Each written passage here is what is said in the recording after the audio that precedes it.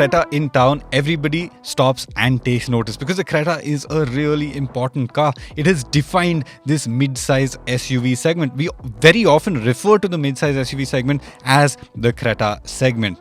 Now, this update is just a facelift. It's not a whole new generation. The generation update happened in 2020, but this facelift is here to keep it fresh. And it's an important one because since 2020, since the launch of that Gen 2 Creta, a bunch of new competitors have joined this segment to take a little bit of the Creta's pie. I'll just name a few. You've got the Skoda Kushaq, you've got the Volkswagen Taygun, you've got the Toyota Hyryder, you've got the Maruti Suzuki Grand Vitara, you've got the MG Aster, the Citroen C3 Aircross, the Seltos has gotten an update. So this segment is really crowded. Everybody wants a little bit of the Creta's success, but the Creta is here with an update to keep it fresh. Now, what do the updates include?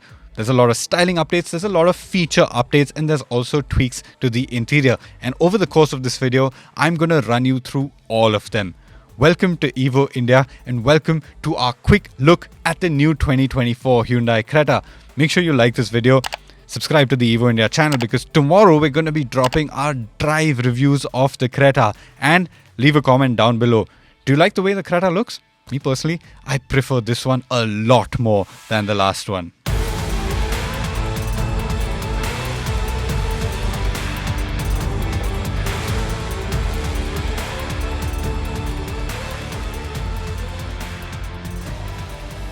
From the pictures and the videos, you can tell that there's a big departure in the Creta's styling from before, and I'm a big fan of this one. Up front, you've got a completely refreshed face. The most prominent element up front has to be that wide DRL element that stretches the entire width of the car, and it has really nice accents at the end of it. It really looks cool in your rear view mirrors. You've also got a completely new grille, you've got headlamps that are moved lower down, and you've got a really chonky bumper. Overall, this face, it gives the Creta a sense of strength, it gives the Creta a sense of width that was missing earlier, and what I like the most is that it fits the Creta in the Hyundai SUV family. It sort of looks related to the likes of the Exter, to the likes of the Venue and even the Tucson. So it fits in that range perfectly. Previously, it looked like something completely random that was just sitting in the middle over there. But now there is a link that can be drawn. It's not identical styling. It's not like what Mercedes-Benz does, but you can definitely draw styling links between the entire family. When you move over to the side, not too much has changed. When it comes to facelifts, changing the front panels, the plastic and the fiber is much easier than changing metal panels like the doors. So not too much has changed on the styling front on profile, but you do get new wheels. Mind you, the top end variants get 17-inch wheels, and I need to bring your attention to the fact that the Seltos, which is very closely related to the Creta, gets 18-inch wheels on the X-Line variant. What does this do for ride quality? You'll find out in our review tomorrow. And when you go over to the back, you've got another light bar. This is obviously your tail lamps, and it has elements that resemble the front. So there is continuity between front and rear as well. And again, I think it looks really nice. There's also some very cool paint colors. We had a very deep, rich metallic green on test, and that car looked really, really cool. The interiors have obviously gotten an update as well. The big changes are to the equipment levels. You get a little bit more in terms of equipment. One is the new digital instrument cluster. This is a 10.25-inch unit that sits directly behind the steering wheel. We've seen it before. It used to be in the Alcazar. It still is in the Alcazar and is treated in the same way with the clocks and the different graphics for the different modes. What I really like is how seamlessly the infotainment screen and the instrument cluster blend together. There's a black panel that connects them, and it looks like one big glass panel. There's no real division between them, and I think it looks really cool. Now, the fact that the infotainment screen has moved up, it means that the whole center console has been given a redesign. The AC vents have come lower. Below that, you've got your HVAC controls, and you do get dual zone climate control on top end variants as well. That aside, not too much has changed. The Creta, it still is incredibly well equipped. You get ventilated seats, you get Bose speakers, you get the panoramic sunroof, a wireless phone charger, all of the stuff that you would want to keep yourself comfortable in the Creta, you do get.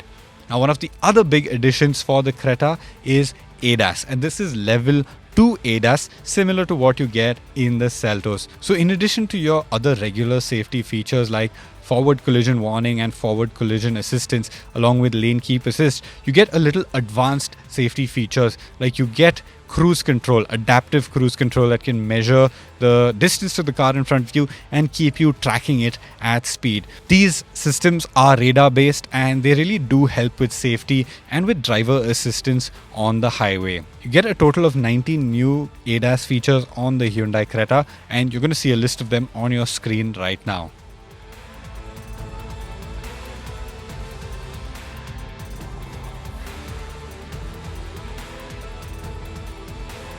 In addition to the fattened features list, you get slight updates to the upholstery in the cabin. So the color scheme of the interiors of the Creta is new.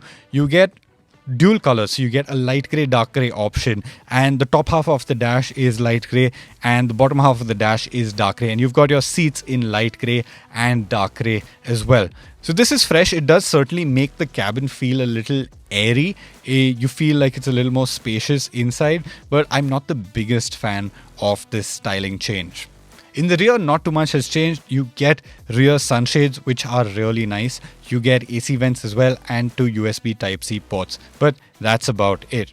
Something that I don't appreciate about the new Hyundai Creta is the fact that you don't get wireless CarPlay and Android Auto still.